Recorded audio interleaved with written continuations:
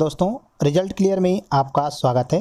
तो मित्रों, हम लोग देख रहे थे सीटेट जुलाई 2024 के लिए social science previous year question के बारे में।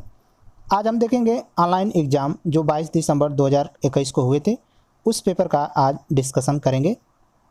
पहला क्वेश्चन कह रहा है कि एक शिक्षक या शिक्षिका ने अपनी कक्षा के कुछ विद्यार्थियों को एक छोटे मानव निर्मित सौरमंडल में परिवर्तित कर दिया। अगर श्याम, सुल्ताना और नैन्सी की लगभग समान लंबाई और वजन है तो वे प्रतिनिधित्व करते हैं। पहला ऑप्शन दिया है मंगल, शुक्र, बुध का, सूर्य, चंद्रमा और पृथ्वी का, मंगल, बृहस्पति और यूरेनस का, बुध, बृहस्पति और शनि का। तो मित्रों, सही उत्तर होगा ऑप्शन नंबर ए, मंगल, शुक्र और बुध का। अगला प्रश्न देखते हैं। अटलांटिक महासागर के संदर्भ में नीचे दिए गए कथनों में से कौन सा कथन सत्य है? पहला कह रहा है यह विश्व का सबसे बड़ा महासागर है। बिल्कुल गलत है मित्रों। विश्व का सबसे बड़ा महासागर प्रशांत महासागर है। यह लगभग वृत्ताकार है और एशिया, ऑस्ट्रेलिया, उत्तर एवं दक्षिणी अमेरिका इसके चारों ओर स्थित है। बिल्कुल गलत है। तीसरा कह रहा है इसकी तटरेखा बहुत अधिक दंतुरित और अनियमित है। तो मित्रों, ये आपका सही है। तो सही उत्तर होगा ऑप्शन नंबर सी। अगला प्रश्न देखते हैं। मानचित्र में प्रयोग होने वाले रूढ़ प्रतीक होते हैं। पहला ऑप्शन है वे प्रतीक जो क्षेत्र के किसी विशिष्ट समाज द्वारा प्रयुक्त होते हैं। बिल्कुल गलत है। वे प्रतीक जिनके माध्यम से केवल भू आकृति लक्षणों को दर्शाया जाता है। तो मित्रों, गलत है। ये केवल भू आकृति लक्षणों को ही नहीं दर्शाया जाता है।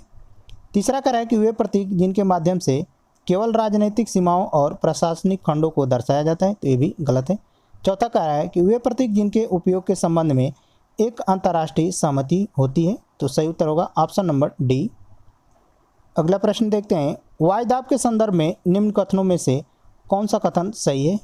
पहला कह रहा है कि वायु सदैव निम्न दाब क्षेत्र से उच्च दाब क्षेत्र की ओर गमन करती है। बिल्कुल गलत है मित्रों। वायुदाब उच्च दाब क्षेत्र से निम्न दाब क्षेत्र की ओर गमन करती है। दूसरा कह रहा है कि जब अधिक तापमान वाले क्षेत्रों में वायु गर्म होकर निमज्जित होती है तब उच्च दाब क्षेत्र बनता है। बिल्कुल गलत है। निम्न दाब क्षेत्र बनता है। तीसरा कह रहा है कि निम्न दाब क्षेत्र तब बनता है जब कम तापमान वाले क्षेत्र में वायु ठंडी होकर ऊपर उठती है। तो ये भी गलत है। चौथा कह रहा है कि निम्न दाब बादल युक्त आकाश एवं नव मौसम के साथ जुड़ा है और उच्च दाब स्पष्ट एवं स्वच्छ आकाश से जुड़ा है। तो सही उत्तर होगा ऑप्शन नंबर डी। अगला प्रश्न देखते हैं। अमेजन बेसिन में पाए जाने वाले ब्रोमीलाइड के बारे में कह रहा है। तो ब्रोमीलाइड एक प्रकार का पौधा है जो अपनी पत्तियों में जल को संचित रखता है। तो सही उत्तर होगा ऑप्शन नंबर सी। अगला प्रश्न है। स्ट्रैक निम्न में से किसकी अपर्दन विशेषता है? पवन की, हिमनद की, समुद्री तरंग की और नदी की। तो सही उत्तर होगा ऑप्शन नंबर सी, समुद्री तरंग की। अगला प्रश्न देखते हैं। दिए गए लक्षणों के आधार पर वायुमंडल की परत की पहचान कीजिए। पहला कथन है इस परत में बढ़ती ऊंचाई के साथ तापमान अत्यधिक तीव्रता से बढ़ता है। यह परत रेडियो संचार में मदद करती है। तो मित्रों, ये बात कर रहा है वायुमंडल की। वायुमंडल में ये सब घटनाएं घटित होती हैं। अगला प्रश्न देखते हैं। परंपरागत स्रोत के रूप में प्राकृतिक गैस का उपयोगी पक्ष क्या है? पहला कथन है यह आसानी से पाइपलाइन के जरिए परिवहनीय है। तो ये कथन सही है। यह तेल और कोयले की अपेक्षा अधिक स्वच्छ है। तो ये भी कथन सही है। तीसरा कह रहा है कि पूरी दुनिया में समान रूप से इसका वितरण है। मित्रों, गलत है। पूरी दुनिया में इसका समान रूप से वितरण नहीं है। तो सही उत्तर होगा ऑप्शन नंबर बी, ए और बी सही है। अगला प्रश्न देखते हैं। पुरुष और महिला कंकाल के अवशेषों के अध्ययन और उनमें विभेद करने के लिए हमें ध्यान देना चाहिए। पहला ऑप्शन है पहने हुए आभूषणों पर, क्योंकि यह महिला को दर्शाता है। बिल्कुल गलत है मित्रों। दूसरा कह रहा है कि हड्डियों की संरचना पर, क्योंकि बड़े कूल्हे की हड्डी एक महिला को दर्शाता है। तो सही उत्तर होगा मित्रों ऑप्शन नंबर बी। अगला प्रश्न देखते हैं। अकबरनामा के अनुसार सूबेदार का कार्यभार था। पहला है राजनीतिक और सैनिक कार्य। दूसरा कह रहा है कि राजनीतिक और वित्तीय कार्य। तीसरा है केवल राजनीतिक कार्य। चौथा है केवल धार्मिक कार्य। तो मित्रों, जो अकबरनामा के अनुसार सूबेदार का जो कार्यभार था वह राजनीतिक और सैनिक कार्य था। नेक्स्ट क्वेश्चन देखते हैं। बंगाली एक क्षेत्रीय भाषा के रूप में विकसित होने के कारक हैं। पहला कह रहा है कि वाणिज्यिक समझौते। बिल्कुल सही है। राजनीतिक समझौते, ये भी सही है मित्रों। तो सही उत्तर होगा ऑप्शन नंबर सी, ए और बी दोनों सही हैं। अगला प्रश्न देखते हैं। महाराष्ट्र के संत कवियों ने विरोध किया। पहला कह रहा है कि सभी प्रकार के कर्मकांडों का, तो मित्रों सही है। जो महाराष्ट्र के संत कवि थे उन्होंने सभी प्रकार के कर्मकांडों का विरोध किया है। जन्म पर आधारित सामाजिक अंतरों का, तो इनका भी विरोध महाराष्ट्र के संत कवियों ने किया है। तीसरा कह रहा है कि परिवार के साथ रहने का विचार, तो ये भी गलत है मित्रों। तो सही उत्तर होगा केवल ए और बी सही है, तो सही उत्तर होगा ऑप्शन नंबर ए। अगला प्रश्न देखते हैं, 19वीं सदी में कौन सा आदिवासी समूह मुख्यतः बकरियों का पालन करता था?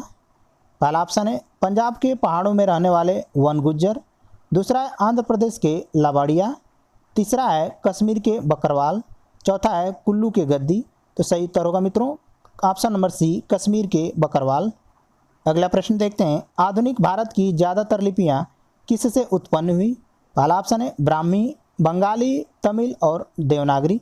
तो सही उत्तर है मित्रों ऑप्शन नंबर ए, ब्राह्मी लिपि। अगला प्रश्न देखते हैं, कथन कह रहा है पहला कि भारत में पूरा पाषाण युग के दौरान शुतुरमुर्ग होते थे, तो बिल्कुल सही है मित्रों। पूरा पाषाण युग के दौरान भारत में शुतुरमुर्ग मिलते हैं।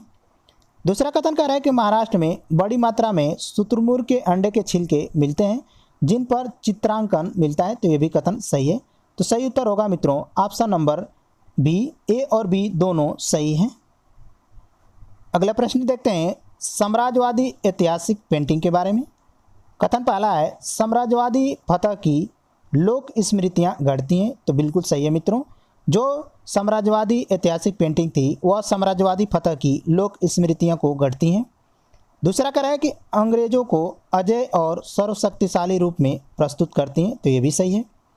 तीसरा कह रहा है कि यूरोप में बहुत ही लोकप्रिय हुई, तो ये भी सही है मित्रों। जो साम्राज्यवादी ऐतिहासिक पेंटिंग है वह यूरोप में बहुत ही लोकप्रिय हुई। भारत को पूरी प्रामाणिकता के साथ दर्शाती है, तो ये बिल्कुल गलत है मित्रों। तो सही उत्तर होगा ऑप्शन नंबर बी, ए, बी और सी सही है।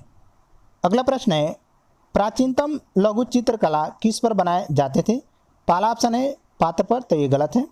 दूसरा ताड़पत्र, तो ये सही है मित्रों। तीसरा कह रहा है कागज पर, ये भी सही है। लकड़ी का तख्ती, तो ये भी सही है मित्रों। तो सही उत्तर होगा ऑप्शन नंबर डी, बी, सी और डी सही है।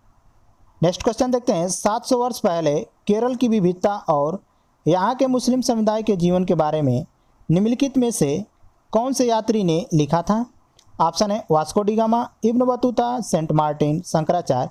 तो सही उत्तर होगा मित्रों option number B, Ibn Battuta ने लिखा था।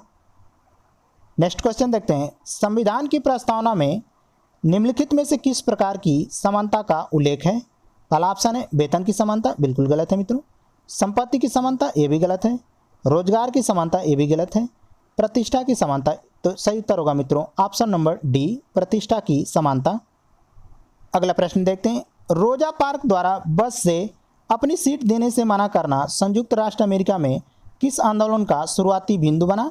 पहला ऑप्शन है जेंडर अधिकार आंदोलन, बिल्कुल गलत है। दूसरा कह रहा है कि सार्वजनिक स्थलों में प्रवेश की समानता का आंदोलन, तो ये भी गलत है। तीसरा कह रहा है कि नागरिक अधिकार आंदोलन, तो सही उत्तर होगा मित्रों ऑप्शन नंबर सी, नागरिक अधिकार आंदोलन। तो ये तो मित्रों थे सीटेट में जो प्रीवियस ईयर क्वेश्चन बने हैं उसके बारे में। मिलते हैं अगले वीडियो में, तब तक के लिए नमस्कार।